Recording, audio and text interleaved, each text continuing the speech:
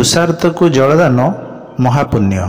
एही न्याय रे भोगराई ब्लॉक दाहुंदा पंचायत रानीगुड़ा गाँ स्थित श्रीराम यंगस्टार क्लब तरफ जलछत्रर शुभारंभ कर क्लबर मुख्य भाव सपनपति फिता काटी उद्घाटन करथिले।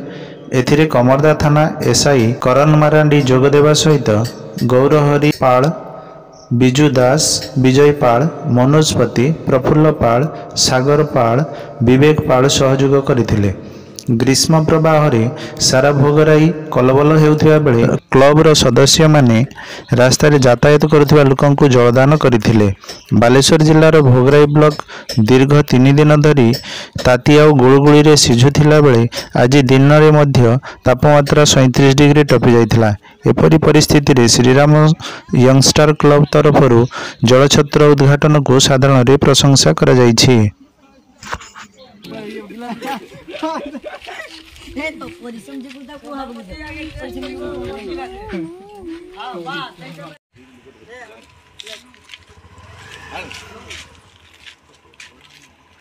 आपणक प्रिय संपर्क लाइव।